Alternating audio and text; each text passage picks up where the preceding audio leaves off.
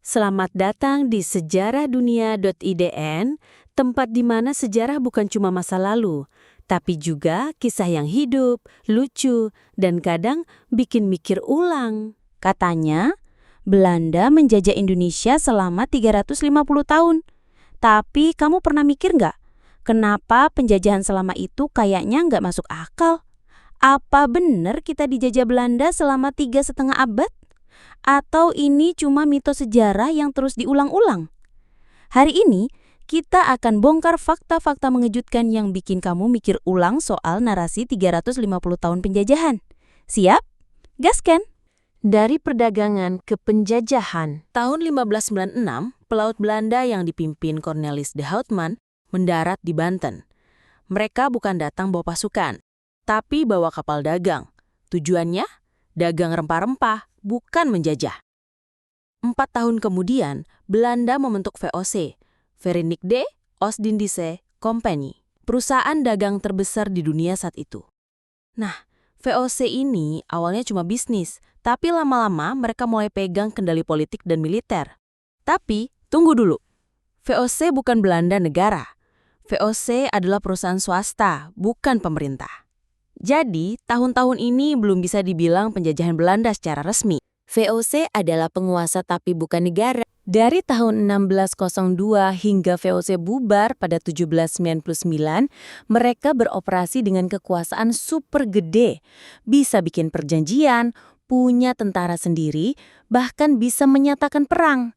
Tapi kekuasaan mereka nggak merata di seluruh Nusantara. VOC cuma menguasai titik-titik strategis, Batavia atau Jakarta, Ambon, Banda Neira, dan beberapa pelabuhan lain. Daerah-daerah lain masih punya kerajaan sendiri. Jadi, VOC bukan penjajah Indonesia secara total, tapi lebih kayak korporasi yang punya kekuatan politik lokal. Bahkan, VOC sering bikin aliansi dengan kerajaan-kerajaan lokal seperti Mataram, Goa, atau Ternate. VOC bangkrut, baru Belanda turun tangan. Tahun 1799, VOC bangkrut. Kacau manajemen, korupsi di mana-mana. Akhirnya pemerintah Belanda resmi ambil alih wilayah-wilayah VOC. Inilah titik awal yang disebut sebagai penjajahan Belanda secara langsung. Tapi, ada satu hal lagi.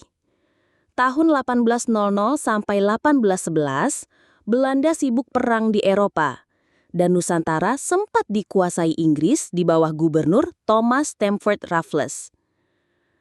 Setelah Kongres Wina 1815, Belanda resmi kembali ke Nusantara. Artinya, penjajahan resmi oleh negara Belanda dimulai sekitar tahun 1816. Faktanya, penjajahan bukan 350 tahun. Oke, sekarang mari kita hitung. VOC datang, 1602. Belanda ambil alih resmi, 1800. Indonesia merdeka, 1945. Kalau dihitung dari 1602 sampai 1945, memang 343 tahun.